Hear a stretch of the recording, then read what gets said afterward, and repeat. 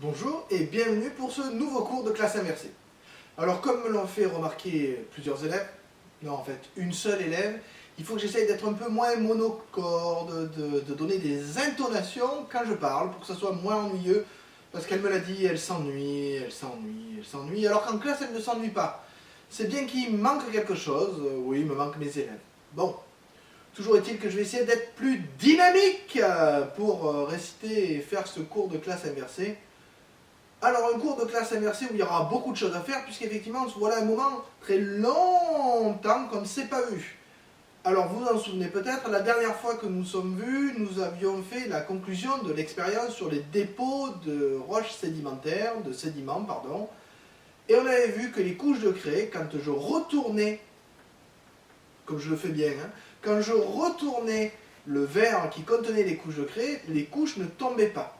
Et la question s'était posée de savoir pourquoi elles ne tombaient pas. S'en est suivi une étude sur la possibilité que ces sédiments deviennent des roches grâce à de la cristallisation. Donc c'est ce que vous avez prouvé grâce aux observations et aux autres tests que vous avez fait en classe. Donc il vous manque juste un peu de cours à noter ou à compléter suivant la classe. Donc vous pouvez prendre votre cahier et écrire à la suite ou compléter suivant la classe dans laquelle vous êtes, puisqu'il y a une classe qui a déjà écrit du cours, le cours suivant. Grand 2, les roches sédimentaires se forment par diagenèse. Les roches sédimentaires se forment donc par diagenèse, virgule, c'est-à-dire une transformation chimique et physique des sédiments pour devenir de la roche. Point à la ligne. Du coup, les roches sédimentaires se forment sous forme de couches horizontales et parallèles au fond des océans. Alors, pourquoi sous forme de couches horizontales et parallèles? Vous en souvenez peut-être. Puisque les sédiments se posent sous forme de couches, forcément, les roches qui vont être formées à partir de ces sédiments seront aussi sous forme de couches parallèles et horizontales. Alors, pour vérifier que vous avez bien compris cette notion de diagenèse, c'est-à-dire la formation de roches sédimentaires à partir de sédiments par cristallisation autour de ces sédiments, vous pouvez faire la fiche que je vous mets en pièce jointe. Je vais essayer de la mettre avec la vidéo. C'est donc la fiche 01. Cela vous permettra de voir si vous avez bien compris la notion. Je vous joins aussi la correction de cette fiche pour que vous puissiez vérifier après si vous avez bien compris la notion. Par contre, je vous fais confiance, vous faites évidemment la fiche sans regarder la correction. Pas de souci, c'est pas noté. Oui, même toi. Oui, toi aussi. Non, pas de nom sur Internet. Vous aurez compris, tout le monde va essayer de faire sa fiche sans regarder la correction. Bien, bon travail. Ah, ce n'est pas terminé, évidemment. Effectivement, ce n'est pas terminé, puisque lors de notre TP sur la craie, vous vous souvenez peut-être que j'avais glissé pour chaque groupe un morceau de craie qui était censé représenter le poisson qui meurt et qui tombe au fond de l'océan et qui est rapidement recouvert de sédiments.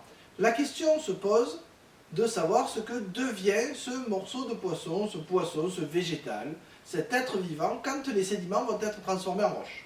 Alors pour ce faire, on va demander son avis à une experte, Lucie la Luciole, qui va nous expliquer un peu ceci.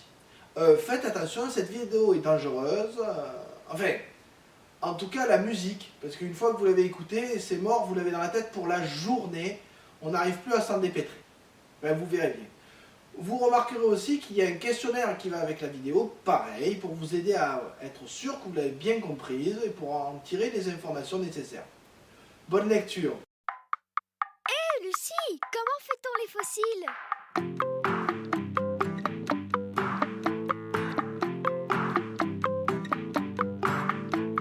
Dis-moi Lucie, comment fait-on les fossiles? D'où vient le vent des océans? Pourquoi le feu se cache dans les volcans? Pourquoi la neige et le mauvais temps? Dis-moi Lucie, comment fait-on les enfants?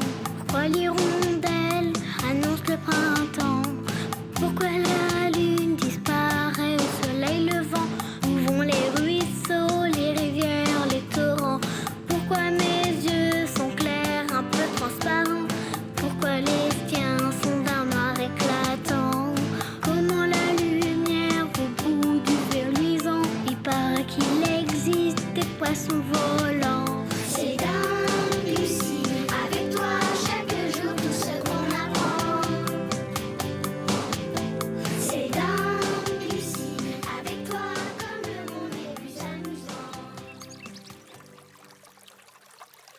Regarde, là, des petits fossiles en forme de coquilles d'escargot. Je vais pouvoir les ajouter à ma collection.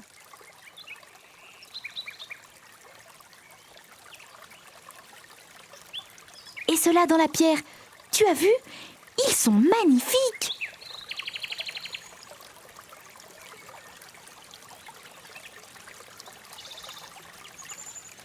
Ammonites, animaux marins qui apparaissent il y a 250 millions d'années et qui disparaissent brutalement à la fin du Crétacé.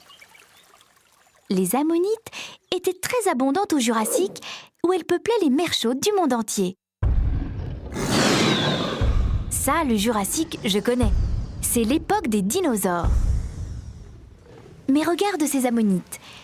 Comment ces animaux qui vivaient dans la mer il y a si longtemps ont-ils fait pour se transformer en pierre? Eh bien, il leur faut beaucoup, beaucoup de temps, souvent plusieurs millions d'années. Mais pour avoir la chance de devenir un beau fossile et d'être découvert de nombreuses années après, eh bien, il faut des conditions tout à fait particulières. Écoute bien. D'abord, il faut que l'animal tombe au fond de l'eau, mais surtout, et c'est très important, il faut qu'il soit très vite recouvert par le sable d'un bord de rivière, ou par la vase d'un lac, ou encore par de la boue au fond d'une mer. Le voilà maintenant bien à l'abri. Là où il est, personne ne peut venir le dévorer ni le déranger.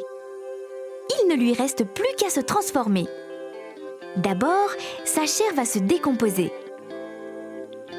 En même temps, des eaux d'infiltration qui contiennent des minéraux vont pénétrer dans tous les petits trous de son squelette et vont remplacer progressivement ces matières. Puis, le temps passe. Des millions et des millions d'années pendant lesquelles d'autres couches de boue vont s'accumuler au-dessus du corps de l'animal, se tasser, se durcir et finir par devenir des roches. Voilà notre animal bien vieux maintenant. Toutes ces transformations l'ont rendu très dur et très résistant.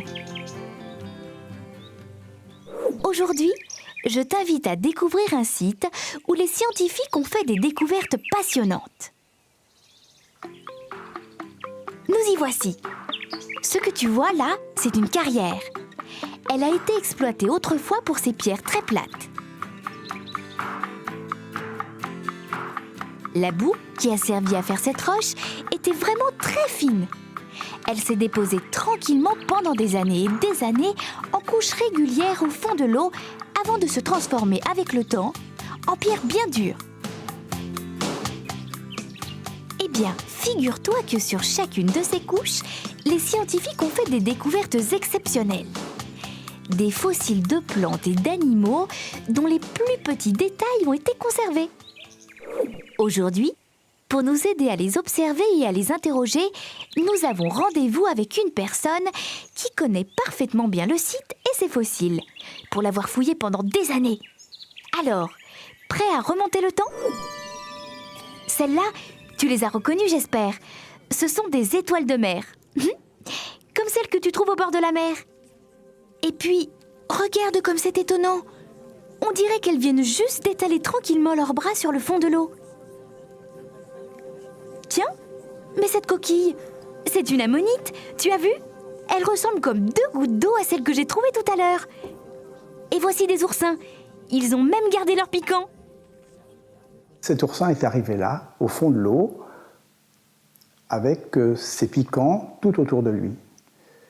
Il est mort, les piquants se sont étalés tout autour, ce qui signifie qu'il n'y avait pas de courant, que la mer était très calme. Bon, tu as deviné, j'espère. Tous ces animaux que l'on a retrouvés fossilisés vivaient autrefois dans la mer. Mais ce qui est étrange, c'est qu'apparemment, ils vivaient dans une mer bien calme, où il n'y avait pas de vagues et à peine quelques petits mouvements d'eau.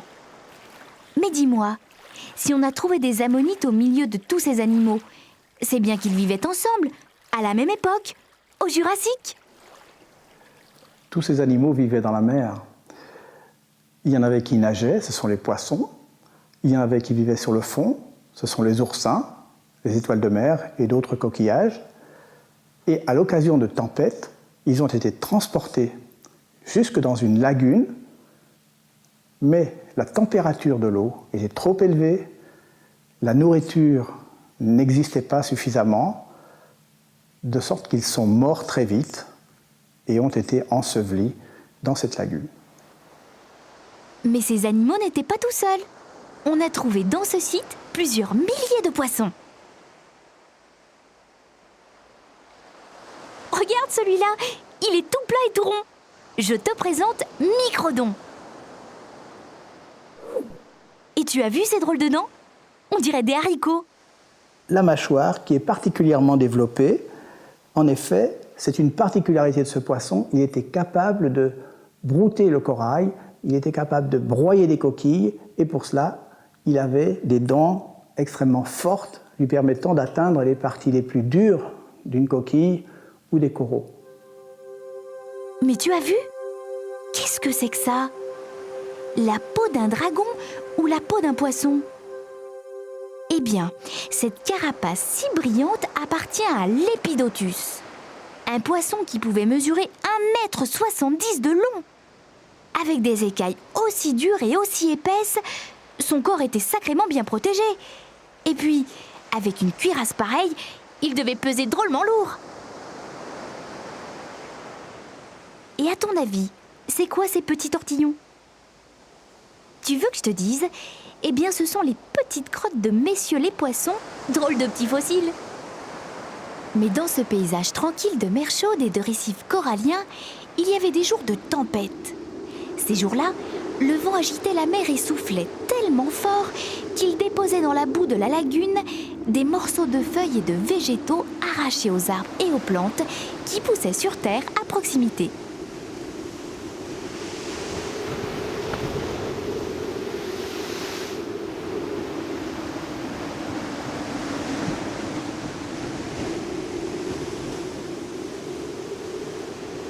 Voilà de quoi compléter notre paysage. Dans le paysage en bordure de la lagune, il y avait des reptiles naturellement, des tortues, des grandes et des petites. Les grandes, on ne les connaît que par leurs traces, les petites, on les connaît par leur squelette. Il y avait des lézards, des relativement grands et des petits, mais il y avait aussi des petits crocodiles qui venaient sur le littoral et peut-être jusque dans la lagune pour se nourrir des poissons et des autres organismes qu'ils pouvaient trouver là. Voici un petit crocodile magnifiquement conservé, il s'agit de Crocodileimus.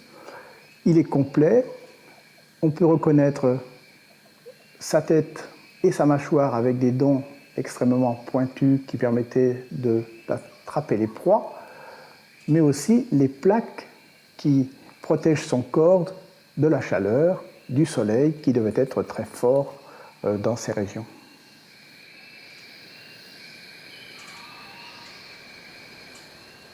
Oui, ben moi je leur trouve un petit air aplati à tous ces animaux. Mais normal, avec toutes ces couches de boue qui se sont accumulées sur leur dos pendant des millions d'années. Et ces traces de griffes, qu'est-ce que c'est? Sur les dalles de cette carrière, on a également trouvé des traces de tortues géantes. Par exemple, celle-ci, dont on voit des traces de pas qui sont arquées et qui nous montrent un animal qui glissait sur une pente. On voit d'ailleurs bien les griffes marquées ici de l'animal. Puis l'animal se stabilise plus ou moins, il glisse encore. On voit bien à nouveau des traces de griffes dans la partie inférieure, mais ensuite, l'animal présente autour de ces traces de pas de nombreuses éclaboussures qui signifient que le milieu était certainement plus humide et que l'animal se déplaçait en direction de l'eau. Tu te rends compte? On en apprend des choses à partir de ces pierres. Et puis il y a un animal dont on n'a retrouvé que de petits os, dont ce petit bâton. Dans le gisement, on a trouvé un certain nombre de reptiles parfaitement conservés, complets, et pourtant on a également trouvé des os isolés comme celui-ci qui appartiennent à un ptérodactyle, c'est-à-dire un reptile volant. Reptile volant parce qu'il présentait une membrane qui leur permettait de voler comme les chauves-souris à l'heure actuelle. Mais tu sais, dans mon livre, j'ai lu que ces reptiles volants pouvaient mesurer plus de 2,50 m d'envergure. Heureusement, je ne risque pas de les rencontrer. Moi, je vis au Quaternaire. Et vous, les étoiles de mer, les poissons, les tortues, les petits crocos, merci de vous être fossilisés. Ça nous a permis de faire votre connaissance. Sinon, on n'aurait jamais imaginé que vous viviez tous ensemble, aussi nombreux et aussi différents, près de la mer, dans une région où il faisait chaud, au Jurassique. Tout cela s'est passé il y a 140 millions d'années. Et dans un paysage qui a bien changé depuis. Regarde, la mer a complètement disparu. Nous sommes en France, dans l'Ain, à Serein.